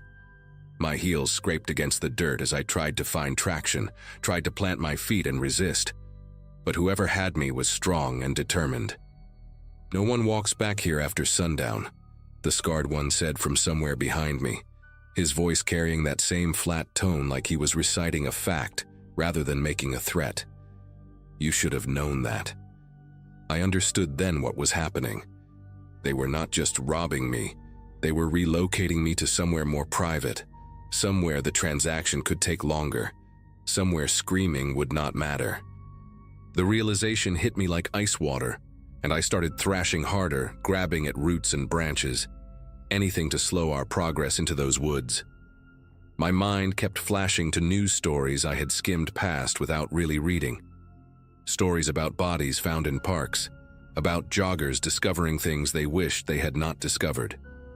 I managed to hook my arm around a small tree trunk, stopping our movement for a few seconds while I screamed for help at the top of my lungs. The sound came out ragged and desperate. Not the commanding shout I had imagined, but a raw animal noise that barely felt like it came from me. One of the teenagers kicked at my arm, trying to break my grip, while the other one grabbed my camera strap and yanked it over my head so hard it burned the back of my neck. "Shut up," the scarred one hissed, and for the first time I heard something other than boredom in his voice. Urgency, maybe even nervousness. That tiny crack in his composure gave me a sliver of hope, because it meant he was worried about being heard, which meant there might be someone close enough to hear. I screamed again, louder this time, putting everything I had into it, and I felt the grip on my collar loosen slightly. The 3 of them exchanged quick glances, some silent communication passing between them, and I could tell they were recalculating, weighing risk against reward. For a moment, everything hung suspended, me on the ground clutching that tree, them standing over me breathing hard, the darkness pressing in from all sides like it was waiting to see what would happen next. Then I heard it. Footsteps, rapid and rhythmic, the unmistakable cadence of someone running. The sound was coming from the direction of the main path, getting louder with each second, and I have never in my life been so grateful for the existence of joggers who refuse to quit before sunset. The scarred one heard it too, and his head snapped toward the sound like a deer catching a scent. He muttered something I could not make out, and suddenly the hands released my collar, and the weight pressing down on me lifted. I did not see them go. I was too busy gasping for air and trying to untangle myself from the roots I had been gripping. but I heard the rustle of brush and the snap of branches as they melted back into the woods with the same eerie coordination they had shown when surrounding me. By the time the jogger rounded the bend, a woman in her 40s with a reflective vest and earbuds dangling around her neck, I was sitting upright against the tree trunk, covered in dirt and leaves, my wallet still lying on the path a few feet away. She slowed down when she saw me, confusion crossing her face, and asked if I was okay. I wanted to laugh at the question, but what came out was closer to a sob. Her name was Christine, and she stayed with me while I called 911, even though I could tell she had somewhere else to be. My fingers kept fumbling with the phone, hitting wrong numbers, and she finally took it from me and dialed herself, speaking to the dispatcher in a calm, clear voice that made me feel like maybe the world had not completely fallen apart.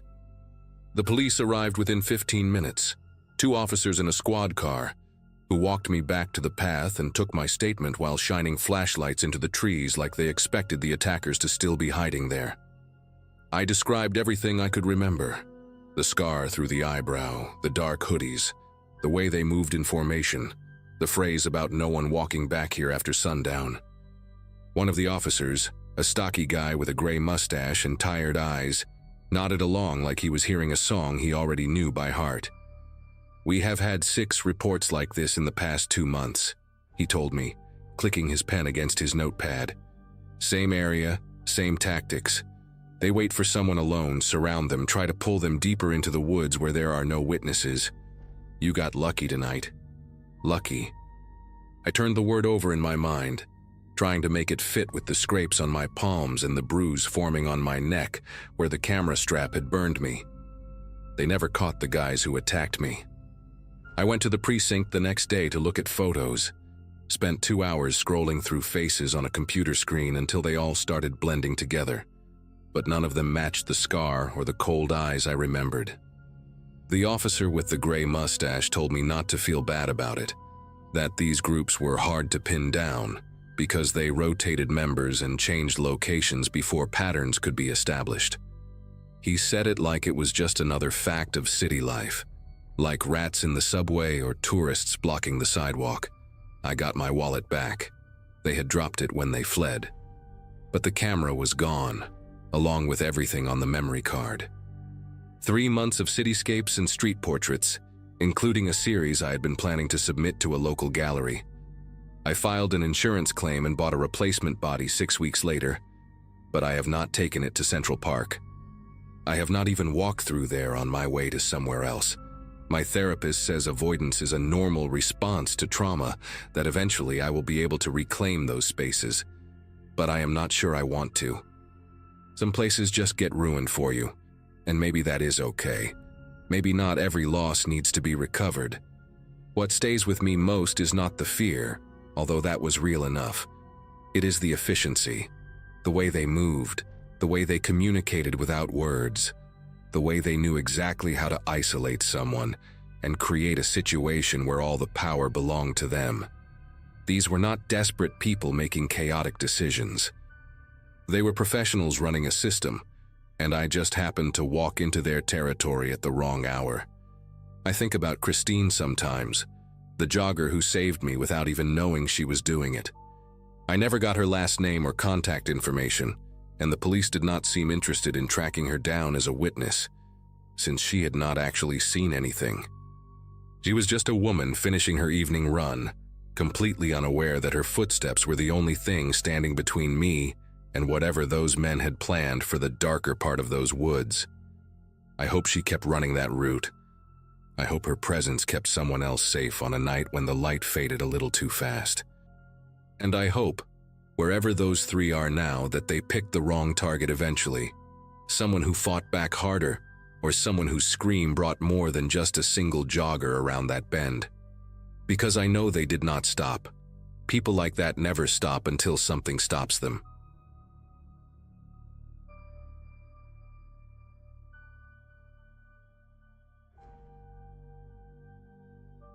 Most days back then felt like a blur of long commutes and late-night shifts, and that morning it started like any other for me. I was living in a tiny rented room above a laundromat in Queens, juggling 2 part-time jobs and trying to convince myself I wasn't burning out. The only constant in my routine was catching the E train, usually squeezing in with dozens of other half-awake people. That day, though, the platform felt strangely hollow, as if the city had taken a breath and forgotten to exhale. I remember glancing around and noticing the silence first, the kind that settles on your shoulders before you even realize something's wrong. A couple of people lingered near the far end, but one man stood out immediately, watching me with an intensity that didn't match the stillness around us. He looked like someone who'd stepped out of the wrong decade, worn leather jacket, faded jeans, and a posture that suggested he didn't care who saw him staring. His eyes tracked every step I took along the yellow line, and even from a distance, there was something sharp in his expression, like he'd already made a decision about me. I tried pretending I hadn't noticed, focusing instead on the arriving train as it screeched into the station. My instinct was simply to get inside fast, pick the first open door and lose myself among commuters. The doors slid open in front of me, and without thinking twice, I stepped into the first car available, expecting the usual crowd. Only it wasn't a usual crowd.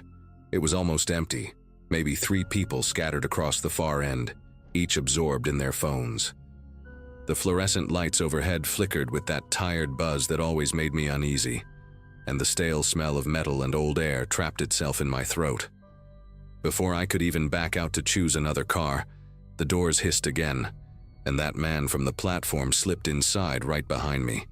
He didn't say a word, just moved with this deliberate kind of calm that made the space between us shrink faster than I could process. When the train lurched forward, he settled near the door, leaning just enough to rest his hand on the release lever in a way that felt intentional. That's when the situation fully clicked in my mind. He wasn't just following me, he was making sure I couldn't leave. The car rattled through the tunnel, lights flashing across his face in short, cold bursts, and he shifted his jacket just slightly, enough for me to see the dark outline of a small handgun tucked beneath it. My throat tightened, but nothing came out. He leaned closer, voice low and steady, telling me I'd be getting off only when he said so, and only after handing over every single thing I carried. His tone wasn't frantic or loud. It was terrifying exactly because of how casual it sounded, like he'd rehearsed this with strangers 100 times before. I glanced toward the aisle, hoping for some impossible escape route, but the way he angled his body made it obvious he would react instantly if I tried anything. The train kept gaining speed, and every passing second stretched out in this slow, unbearable way. I tried to think logically, to keep my breathing steady, telling myself the next busy station would save me. But the man clearly knew the pattern of the ride better than I did. Each time the train began to decelerate, he shifted just enough to block the aisle with his leg, giving me a silent warning that felt louder than anything he could have said. The few passengers at the far end didn't even look up, completely unaware of how tightly fear had wrapped itself around my ribs. I kept my bag close, not out of defiance, but because I didn't know if handing it over too quickly would make things worse or trigger something unpredictable in him. What unsettled me most was how calm he seemed. His gaze drifted around the empty car as if he were bored, only snapping back to me with this razor focus whenever I shifted even an inch. There was a detail I still remember vividly, a thin silver ring on his right index finger, tarnished enough to show age but polished on one side, as though he rotated it often when he thought. He wasn't doing that now. Instead, his fingers tapped lightly on the release lever, a steady rhythm that made me feel like he was waiting for something. The tunnel light strobed across his face, giving him a hollow look, and the air between us felt heavier with every jolt of the tracks. When the train finally began slowing into a well-known transfer station, a flicker of hope sparked in me. I didn't plan anything elaborate. I just needed enough people outside those doors to create a moment he couldn't control. But he leaned forward before the train even stopped, angling his body to block the narrow path that led toward the exit. His voice stayed low, almost conversational, telling me not to even think about running. He didn't raise the gun fully, he didn't need to. Just the sight of the handle tucked beneath his jacket was enough to anchor me to the spot. My thoughts scrambled for any solution, any distraction. But time was collapsing fast, and the train was seconds from opening its doors. As the brakes squealed and the doors parted with that mechanical sigh, something broke inside me. A kind of desperate clarity. The second the gap was wide enough, I lunged forward, not with grace or strategy, but pure survival instinct. He reacted instantly, twisting his body to block me, but a couple of commuters standing just outside the door jumped back in shock when they saw me rushing toward them. Their surprise created a split second of confusion, and I slipped through that tiny space, shouting for help before my mind even caught up. People turned, startled, closing in around me, but the man didn't follow. He stayed in the car, sitting exactly where he'd been, his hand still on the lever, eyes fixed on me through the narrowing doors as they slid shut. The group of commuters around me kept asking what happened, but my attention stayed locked on the departing train as it rolled away with that man still staring in my direction. His expression never shifted, not even when the car disappeared into the darkness of the tunnel. Something about that steadiness sank deep into me, the sense that he hadn't run because he didn't need to. A couple of people led me toward the station booth, and the clerk immediately called transit police. I tried explaining everything in order, but the details kept tripping over each other. The officer who arrived listened carefully, scribbling into a small notepad and asking me to repeat anything that stood out. The only thing I could cling to was that tarnished silver ring, and the way he kept tapping the lever like it was second nature. They escorted me upstairs to wait for a patrol car, and by then the adrenaline had faded enough for a heavy exhaustion to settle in. The officer explained that the cameras inside the cars rarely caught clear angles during incidents like this, especially when someone deliberately kept their movements subtle. He mentioned that there had been other reports, riders cornered in nearly empty cars late in the morning, or in awkward gaps between rush hours. Every victim described the same pattern. The suspect chose isolated cars, blocked the exit, displayed the weapon just enough to threaten but never enough to appear on footage. Hearing that chilled me in a way I still have trouble describing, because it meant he hadn't chosen me randomly.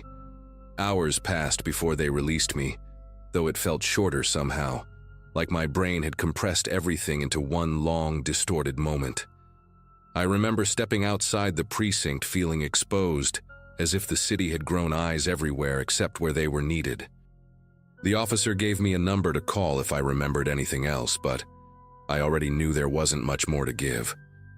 The man hadn't taken anything from me in the end, but the thought that he could appear in another nearly empty car, watching someone else the same way he watched me, made my chest tighten. I kept replaying his calmness, the precision of his movements, and the eerie confidence in knowing no one would intervene unless he allowed it. That night, I changed my commute entirely. For weeks, I avoided the first two cars of any train, stuck only to crowded ones, and never stood near the ends of platforms again. I even moved apartments the following year, not because I thought he'd find me, but because I couldn't shake the memory of how easily he had trapped me in a space meant to be public and safe. The police never contacted me again, which probably means they never caught him. Sometimes when I pass a station and hear the train doors closing, that moment flashes back with startling clarity. His hand on the lever, his stillness, the unspoken message that he'd done this before. Maybe the only reason I got out was because the station happened to be busy enough at the right second. I don't pretend to understand why it ended the way it did, but I know one thing: I'll never board an empty train car again.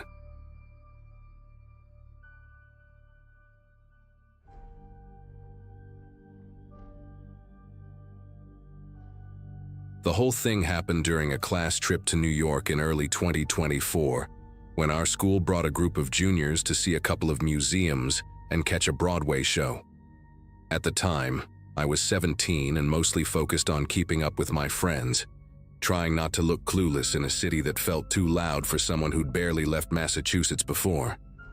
I shared a room with two classmates, Andrew and Melissa, and the three of us stuck together most of the trip, wandering through Midtown like we were pretending to be adults. The hotel we stayed at was one of those older budget places squeezed between taller buildings. with a lobby that smelled faintly like detergent and old carpet. Nothing seemed strange until that one afternoon, when we got separated from the rest of our group on the way back from the corner deli and realized none of our key cards worked. What happened next still sits in my memory like a bruise I can't explain to anyone who wasn't there. We figured maybe the front desk had reset something, so we headed toward the elevators, joking about how our classmates would roast us for getting locked out.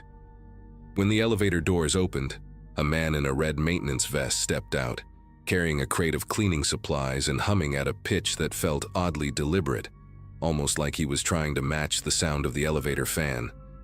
He didn't say anything to us, just raised his eyebrows and moved aside. We went up to our floor, but as soon as we stepped out, the hallway lights flickered in a slow, rhythmic way, like they were responding to movement we couldn't see. Every door on the floor, not just ours, showed the same red indicator: access denied. Andrew thought it was hilarious, so he started tapping his card faster, but nothing changed. Melissa pressed the call button for the elevator again, and when the doors reopened, the same maintenance guy stood inside, even though he'd clearly walked away minutes earlier. Andrew tried asking him what was going on, but the guy just tilted his head and pointed to a metal door at the end of the hall with a faded sticker that said, "Staff only." We had assumed it was locked, but when we walked closer, a gust of cold air seeped out from underneath, carrying a smell like dust mixed with something metallic. The door wasn't just unlocked, it stood slightly open, almost waiting for someone to nudge it. Melissa asked if this was the way back to the lobby, but the man didn't respond. He simply used his foot to keep the elevator door from closing while watching us with an expression so unreadable it felt rehearsed. We exchanged a silent agreement that anything was better than standing there with him, so we slipped through the service door, figuring it had to connect to the stairs. The hallway behind it looked nothing like the guest floors. The carpet gave way to concrete, and the walls were covered with handwritten notes taped above pipes, each marked with initials we didn't recognize. Fluorescent lights buzzed overhead in long, inconsistent hums, casting shadows that bent strangely around the exposed wiring. As we followed the narrow passage, we passed rusted carts stacked with torn linens and boxes labeled with dates that didn't match any schedule a hotel would ever need. The deeper we went, the more the air felt stale, like we were walking into a place meant to stay hidden. We kept going until the hallway opened into a storage area lit by a single bulb, where rows of plastic bins sat arranged in a grid. Inside them were wallets, IDs, and phones, dozens of them, spilling over like someone had swept entire nights of chaos into containers and abandoned them there.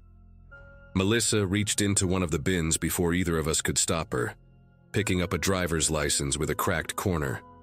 The photo showed a woman who looked barely older than us, but the expiration date suggested she should have renewed it long before any of us were even in high school. Some of the wallets still had receipts tucked inside, stamped with dates from random cities across the country. Andrew found a phone with a dented frame and tapped the screen out of habit, even though it was dead. What struck me wasn't just the quantity, but the fact that every bin had a small laminated tag clipped to the front with handwritten letters: M3, B9, S4. None of it made sense. We whispered in circles trying to rationalize what we were seeing until something clattered deeper in the room.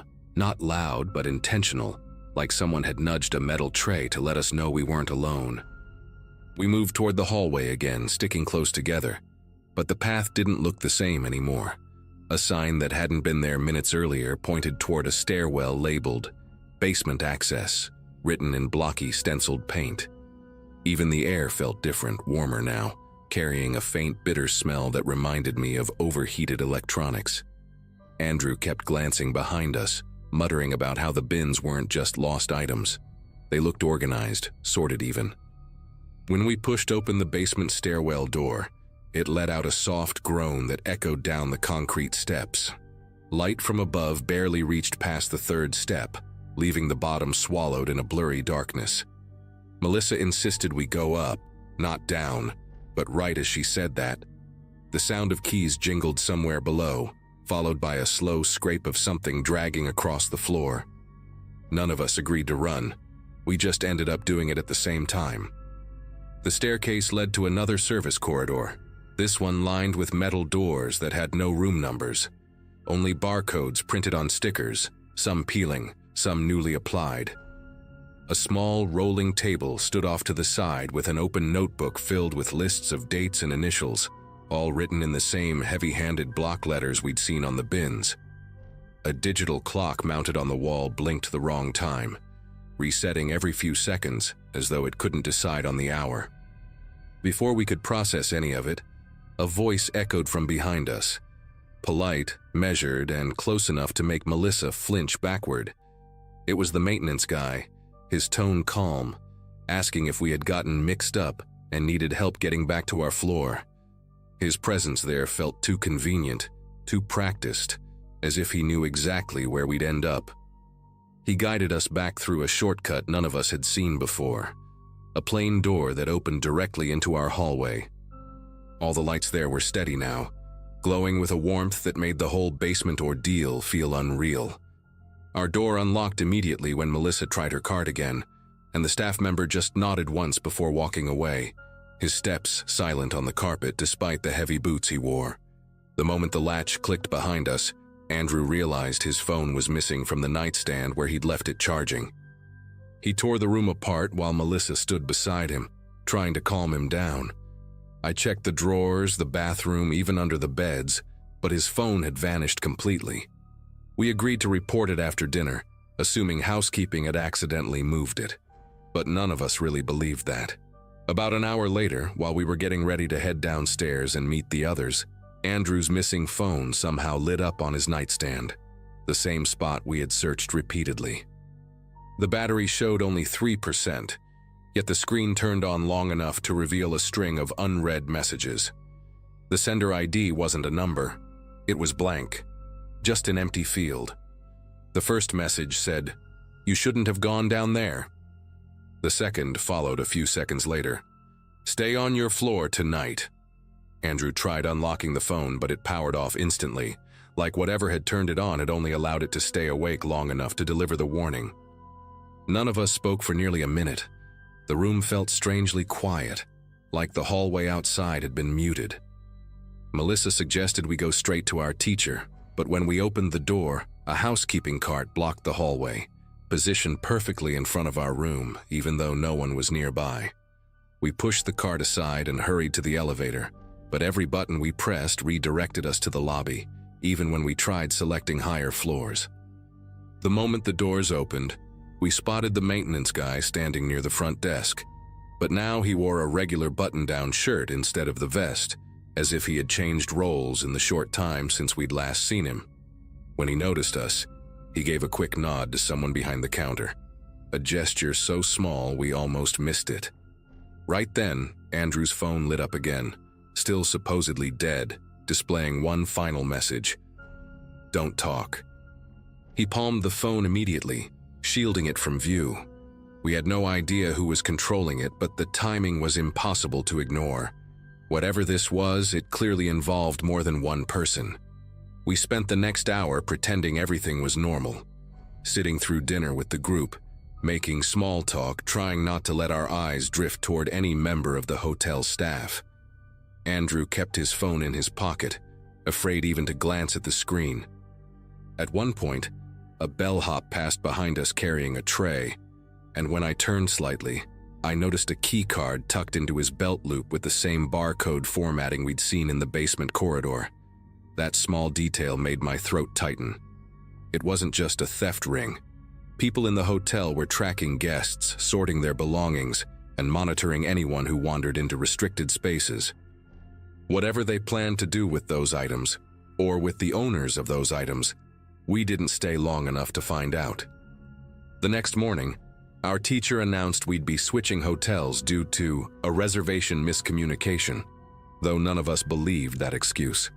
Andrew powered on his phone for real this time, expecting more messages, but everything had been wiped. No warning texts, no call logs, not even his lock screen photo remained.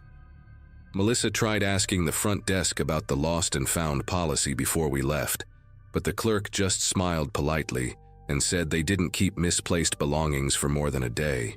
We didn't argue. We grabbed our bags, boarded the bus, and didn't look back. To this day, Andrew still refuses to stay in any hotel without taping over the peephole and putting his suitcase against the door.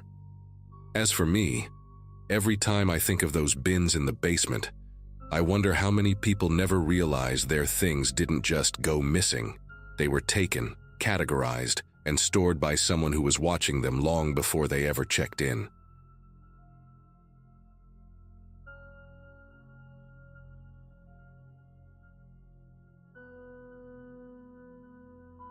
Some years back, during a stretch when work kept me bouncing between small towns in upstate New York, long drives became part of my routine. That particular afternoon had been quiet, the kind where the sky looks washed out and tired, and the highway hum becomes almost hypnotic. I remember feeling oddly alert, though, like the day had a sharp edge to it. I'd rented a silver sedan with a loose rattle in the dashboard, and I kept thinking I should have asked for another one, but I just wanted to get moving. My plan was simple: reach a modest motel near a truck stop, sleep, then finish the drive the next morning. Nothing unusual. At least that's what I believed. Somewhere between Albany and Syracuse, traffic thinned until it was just me and a few scattered vehicles drifting in and out of view. That's when I noticed a car pulled onto the shoulder, a dark SUV with one headlight flickering like a dying pulse. Beside it, a man waved both arms in this frantic, jerky motion, like someone desperate to be seen. His jacket looked oversized, hanging off him in strange angles, and he kept glancing toward the tree line as if expecting someone to step out. It wasn't the usual, "Hey, I need help" vibe. It felt more calculated, like a scene arranged for whoever happened to pass by. Still, I slowed down, torn between instinct and caution. As I rolled closer, my gut tightened at the details. The SUV had plates covered in grime thick enough to hide any letters, and the man's face looked oddly shadowed even in daylight, like he'd chosen the angle deliberately.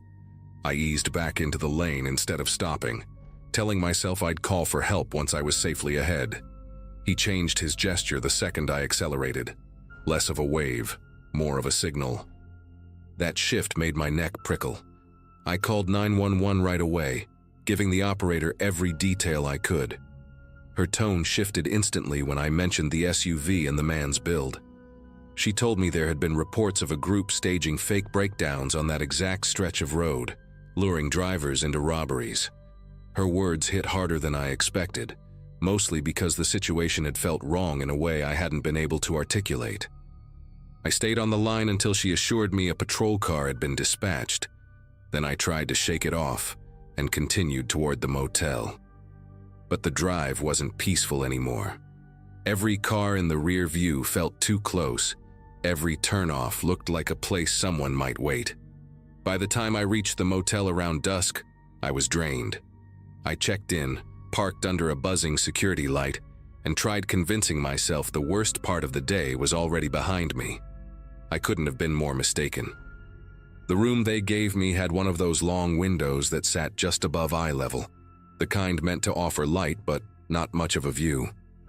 After dropping my bag on the sagging armchair, I tried to settle in, ordered takeout, turned on the TV, pretended the drive hadn't rattled me as much as it did. But every little noise outside felt amplified. Doors shutting in the parking lot sounded too sharp, and even the hum of a vending machine down the hall had this weird metallic rhythm to it. I kept replaying that moment on the highway, wondering if I should have stopped, wondering if he saw me dialing 911. I tried to push the thought aside, but it clung to me like static. When darkness settled in, the parking lot took on a different personality. From the corner of the curtain, I could see the glow of the street lamps staining everything a dull amber. Shadows stretched across the asphalt in long, warped lines. I remember thinking the place looked abandoned, even though I knew the lot was half full. I'd just taken my shoes off when a sound, soft, uncertain, tapped against the window. At first I thought it was the heater kicking on, or maybe branches brushing the glass. But then it came again, this gentle, deliberate tapping, spaced just far enough apart to feel intentional. My chest tightened as I approached the window, half expecting it to be nothing. Peeking out required lifting the curtain only a sliver. The cold air from the window frame brushed my face as I tried to adjust my eyes to the dim light outside. At first, I didn't see anything, just the reflection of the parking lot lights bouncing off my own shadow. But then a shape shifted, someone standing just beyond the glow of the nearest lamp. A person positioned at an angle where their face stayed hidden, like they'd practiced how to avoid the light. What hit me next wasn't recognition, it was the posture. The same crooked stance, the same stiff shoulders as the man waving on the highway. He hadn't stayed behind. He'd followed me. I stepped back from the window so fast I knocked into the armchair, sending my backpack tumbling to the floor. The tapping started again, slower this time, like he wanted me to know he wasn't leaving. A strange, heavy silence settled between each sound, stretching my nerves thinner with every second. I thought about calling 911 again, but part of me panicked at the idea that he might hear my voice. Instead, I grabbed my phone and typed out a message to the front desk, hands clumsy as I tried to keep quiet. I didn't know how he'd found me after I drove off, and the thought alone made the room feel too small to hide in. The front desk clerk responded quicker than I expected, saying he was sending someone from maintenance to take a look outside. That phrasing didn't give me much confidence, but it was better than sitting there doing nothing. While I waited, the tapping stopped, replaced by this faint crunching sound on the gravel beneath the window, like someone shifting their weight back and forth. I stayed perfectly still, staring at the door, half convinced the handle would start turning. The air in the room felt heavy, not in a supernatural way, but in the way a situation feels when you realize you're suddenly not in control of anything around you. Every second stretched out, and I kept listening for footsteps approaching from the hallway, praying the maintenance guy wouldn't walk straight into danger. A knock finally echoed from the hallway, 2 short taps on my door. I nearly jolted out of my skin before I remembered the clerk's message. I moved slowly, forcing myself to check the peephole first. The man outside looked older, with a salt and pepper beard and a baseball cap embroidered with the motel's faded logo. He kept his flashlight lowered, pointing at the floor, as if trying not to draw attention through the window. I cracked the door open and whispered that someone was standing outside my room. He didn't even look surprised, just let out this long breath like he'd dealt with similar nonsense before. He motioned for me to stay inside, then stepped out of view. Seconds later, his flashlight beam arced across the parking lot, stopping in the exact spot where the figure had been standing. I heard him call out a firm, steady, "Hey!" The kind of voice older men use when they're not looking for trouble but won't back down either. There was no answer. He called out again. Silence. He walked farther into the lot, sweeping the light between the cars. Watching that beam move made my heart pound harder than seeing the figure itself. When he returned to my door, he looked unsettled, even if he tried hiding it. He told me nobody was out there anymore, but he also didn't think I should stay in that room overnight. The clerk offered to move me to a room on the 2nd floor, away from the parking lot entirely. I jumped at the chance. The maintenance guy insisted on walking me upstairs, and I didn't argue. While we crossed the lot together, I kept scanning between the cars, searching for any sign of movement. Nothing. Not even the whisper of gravel shifting. But the whole walk, I couldn't shake the sensation that the lot wasn't empty at all, that someone was watching from a place I didn't know to look. When we reached the new room, the maintenance guy paused before leaving and told me, very quietly, to keep the curtains closed no matter what I heard for the rest of the night. His voice had a seriousness that made it clear he wasn't being dramatic. Once the door clicked shut, the room felt safer, but only barely. I locked every latch the door had, then pulled the curtains tight until no light leaked through. I tried lying down, but my mind kept looping back to the SUV on the shoulder, and the way that man shifted his gestures when he realized I wasn't stopping. The police operator's warning replayed in my head too.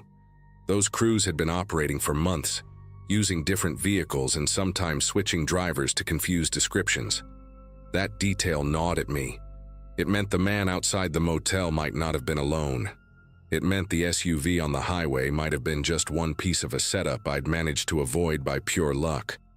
Even with the curtains closed, I felt exposed. I turned on the TV for background noise, keeping the volume low. Every small creak in the building sounded sharper in contrast. The pipes clicking, the floorboards adjusting, distant voices from other rooms. Then, sometime past midnight, something new cut through the noise. A single scrape, like someone dragging their fingernails along the metal railing outside. Slow, intentional. The sound trailed across the length of the balcony, pausing every few seconds as if whoever was out there wanted to listen in between movements. I didn't dare look through the peephole. I didn't move at all. I just sat in the darkness, breathing as quietly as I could, listening to that awful, steady scrape glide closer to my door. Then it stopped. No footsteps, no voices. Just a long, suffocating stillness that lasted so long, I began questioning whether I'd really heard anything at all. I sat there until my legs went numb, waiting for the sound to return. It didn't. After several minutes, I heard a door somewhere down the balcony slam shut hard enough to rattle my wall. Whether it belonged to a guest or someone who'd been prowling up there, I couldn't tell. I stayed awake until dawn, afraid that if I closed my eyes, I'd hear that scrape again, and this time it would stop right at my door. When morning finally broke and light filtered around the edges of the curtain, it felt like the entire building exhaled. I checked out the moment the front desk opened. The clerk barely made eye contact when I told him I was leaving early, but he did say one thing before I walked out. "You're not the first person this month to ask for a room change." He didn't elaborate, and I didn't push him. Outside, the lot looked perfectly ordinary in daylight. No footprints, no unusual cars, no evidence that anything had happened. But as I drove away, I kept checking the mirrors, making sure no SUV lingered behind me. Nothing followed. Nothing happened on the rest of the trip. Yet even now, I still think about how precise that tapping was, how the man had found me miles from where I'd passed him, and how someone dragged their hand along the railing outside my room the same night police warned me about roadside robbery setups. I don't have an explanation for any of it. All I know is that refusing to stop on the highway likely saved me from something far worse, and getting moved to the second floor might have done the same. Whatever that man wanted from me, he didn't get it. And for reasons I can't explain, after that night I never saw him again. Not on the road, not outside a motel window, not anywhere,